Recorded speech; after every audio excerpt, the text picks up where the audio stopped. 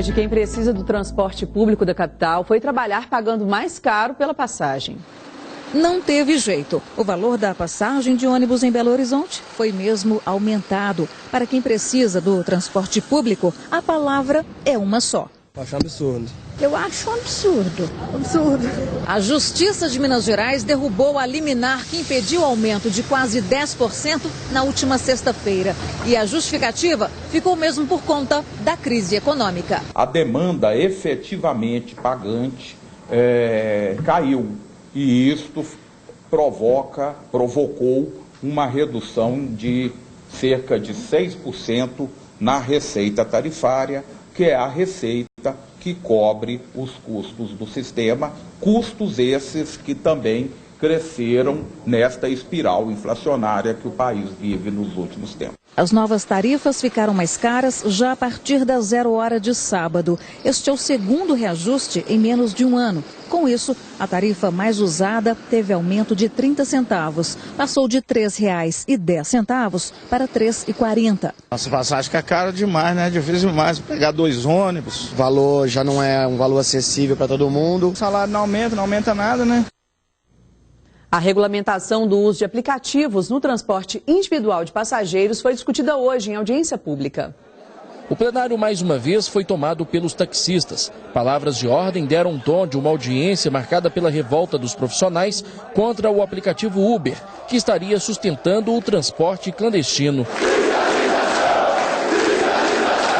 Na mesa composta pelos vereadores da Comissão de Transporte estavam também representantes da BH Trans, Polícia Militar e Andréia Leal, gerente de relações governamentais do Uber. Andréia foi interrompida por várias vezes enquanto tentava falar da legalidade do aplicativo. Os taxistas ficaram de costas durante o pronunciamento dela. Os fatos não justificam a suspensão de um serviço que é prestado em diversos países de forma regular, com ou sem regulamentação. O simples fato de uma atividade em geral inovadora não ser regulamentada não traduz sua ilicitude de plano. A presidência do Sindicato dos Taxistas de Belo Horizonte rebateu a ação do Uber. Nós não queremos monopólio, a concorrência já é interna com a categoria. Em nome do Batalhão de Trânsito da capital, o tenente Paulo Sérgio garantiu que a corporação tem seguido a legislação e continua impedindo o transporte clandestino. Nós estamos sim fiscalizando o transporte regular de passageiro de todas as formas em que ela ocorre. Depois de 2 horas de reunião, o presidente da Comissão de Transporte da Câmara, o vereador Preto, seguiu a orientação da BH Trans e formou uma comissão que vai fazer um estudo sobre os aplicativos e também analisar os projetos de lei que tramitam na casa e prevêem a regulamentação desse tipo de serviço que auxilia no transporte individual de passageiro. A conclusão desse estudo deve sair em 40 dias. A Uber hoje ela não se faz presente com um grupo aqui em Belo Horizonte. As pessoas que vieram são de São Paulo, não tem representantes em Belo Horizonte que possam falar aqui por esse aplicativo, então entendemos que ele não está legal em Belo Horizonte, ele está dentro da ilegalidade. Nós vamos estudar o que está acontecendo no Brasil e no mundo, buscar as melhores experiências e definir uma legislação local adequada a esse problema. A redução da conta de luz está cada vez mais distante.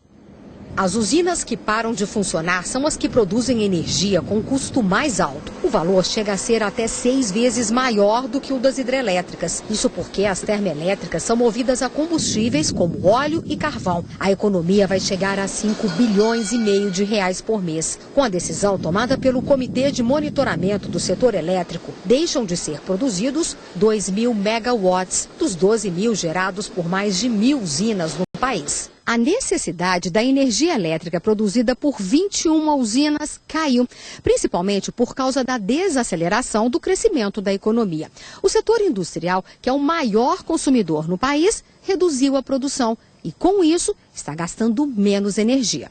A projeção é que a indústria consuma quase 4,5% a menos de energia até o fim do ano em comparação com 2014. Outro fator que influenciou no desligamento das usinas foi a expectativa de que o nível nos reservatórios chegue a 30% nas regiões Sudeste e Centro-Oeste até novembro. O governo conta no final do ano com o nível dos reservatórios em 30%. Caso esse nível seja menor, há a necessidade de se acionar novamente as usinas térmicas. Caso essas térmicas não sejam suficientes, haverá sim um risco de apagão. Como o consumo de energia nas residências não caiu e o nível dos reservatórios depende das chuvas, o governo decidiu não diminuir a conta de luz por enquanto. A Agência Nacional de Energia Elétrica vai manter a bandeira vermelha com custo de R$ 5,50 para cada 100 quilowatts gastos. Tereza ficou decepcionada. Dona de uma hospedaria, ela calcula que a conta deste mês passe dos R$ 800.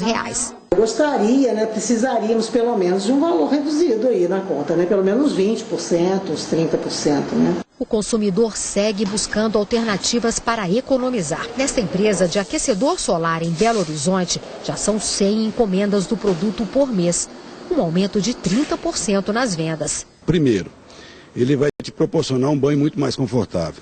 Segundo, vai fazer economia na hora que você está tomando banho. E terceiro, ele vai contribuir com o meio ambiente. Elmer percebeu a diferença na conta pouco depois de instalar o aquecedor. De R$ 270, o valor caiu para R$ 170. Tem que buscar alternativa que leva a economia no fim do mês. A água quente é muito quente mesmo, tem que misturar, senão não consegue tomar banho. A Copasa garantiu hoje que não haverá sobretaxa e nem racionamento de água. O sistema Paraupeba, responsável pelo abastecimento de Belo Horizonte e parte da região metropolitana, hoje está com 31% do volume total, muito abaixo da média histórica para o período. Em 2014, nesta época, operava com 51% da capacidade e em 2013 com 85%. Apesar das condições atuais dos reservatórios, a Copasa garante que não haverá racionamento de água nem cobrança de sobretaxa em BH e região metropolitana. Isso porque de janeiro a julho, a economia média foi de 13%. É abaixo dos 30% pedidos pela Copasa no início do ano, mas em compensação, choveu mais do que o esperado. Além disso, o programa Caça-Gotas de combate ao desperdício de água, segundo a Copasa, diminuiu pela metade o tempo de correção de vazamentos.